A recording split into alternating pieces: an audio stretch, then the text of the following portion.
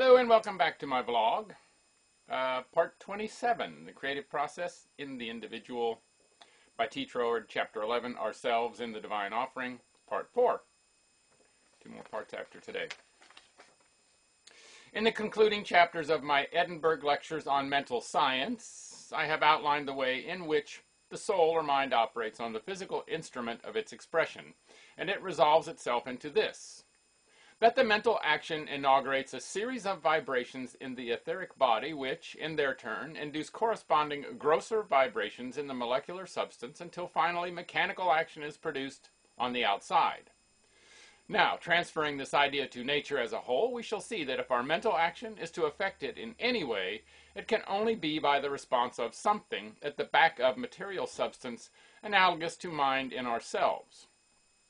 And that there is such a something interior to the merely material side of nature is proved by what we may call the law of tendency, not only in animals and plants, but even in inorganic substances, as shown, for instance, in Professor Bose's work on the response of metals.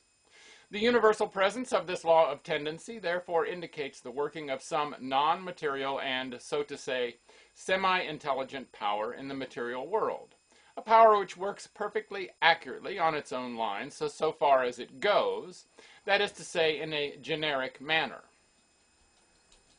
but which does not possess that personal power of individual selection which is necessary to bring out the infinite possibilities hidden in it. This is what is meant by the soul of nature, and it is for this reason I employ that term instead of saying the material universe. Which term to employ all depends on the mode of action we are contemplating. If it is construction from without, then we are dealing with the purely material universe. If we are seeking to bring about results by the exercise of our mental power from within, then we are dealing with the soul of nature. It is that control of the lower degree of intelligence by the higher of which I have spoken in my Edinburgh lectures.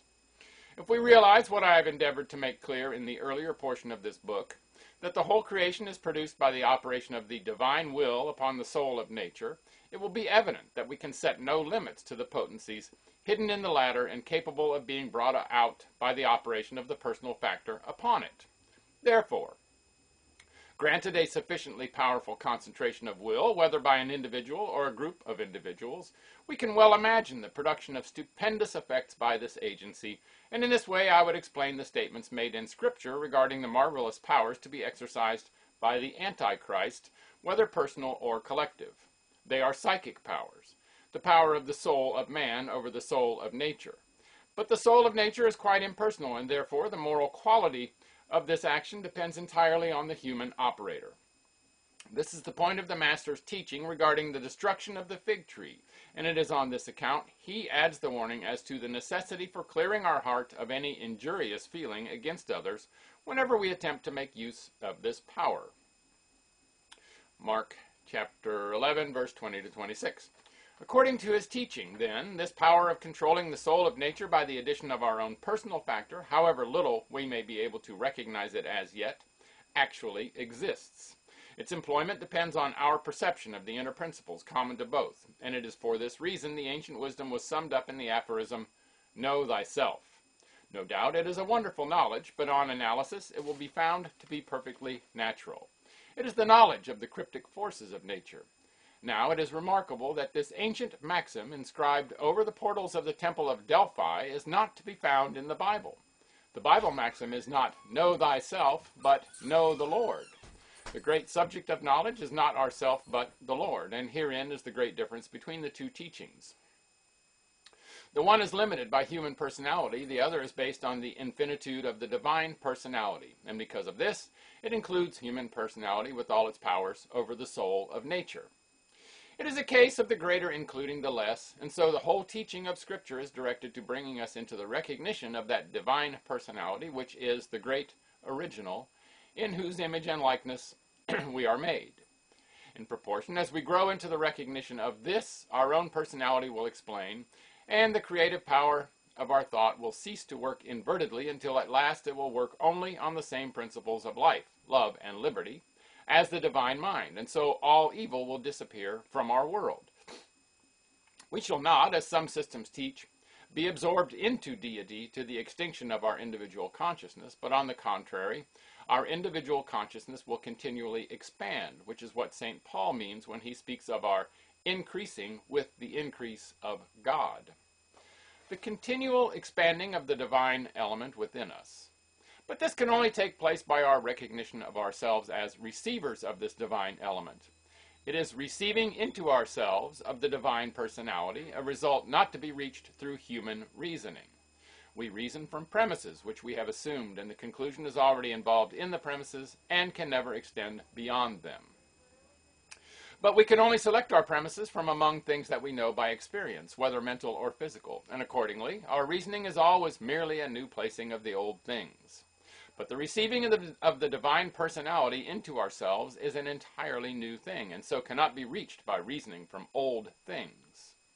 Hence, if this divine ultimate of the creative process is to be attained, it must be by the revelation of a new thing, which will afford a new starting point for our thought. And this new starting point is given in the promise of the seed of the woman, with which the Bible opens.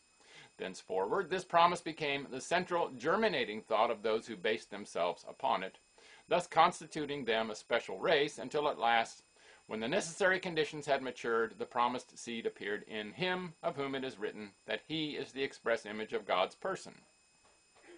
Hebrews chapter 1, verse 3. That is the expression of that infinite divine personality of which I have spoken. No man hath seen God at any time, or can see him, for the simple reason that infinitude cannot be the subject of vision. To become visible, there must be individualization, and therefore when Philip said, "Show us the Father," Jesus replied, "He that hath seen me hath seen the Father." The Word must become flesh before St. John could say, "That which was from the beginning, which we have heard, which we have seen with our eyes, which we have looked upon, and our hands have handled, of the word of life." This is the new starting point for the true new thought, the new Adam of the new race, each of whom is a new center for the working of the divine Spirit. This is what Jesus meant when he said, "Except ye eat the flesh and drink the blood of the Son of Man, ye have no life in you. My flesh is meat indeed, and my blood is drink indeed." Such a contemplation of the divine personality in him as will cause a like receiving of the divine personality into individualization in ourselves. This is the great purpose of the creative process in the individual. It terminates the old series which began with birth after the flesh and inaugurates a new series by birth after the spirit, a new life of infinite unfoldment with glorious possibilities beyond our highest conception. That's the end of part 27. 2 parts to go. Make it a great day, and bye for now.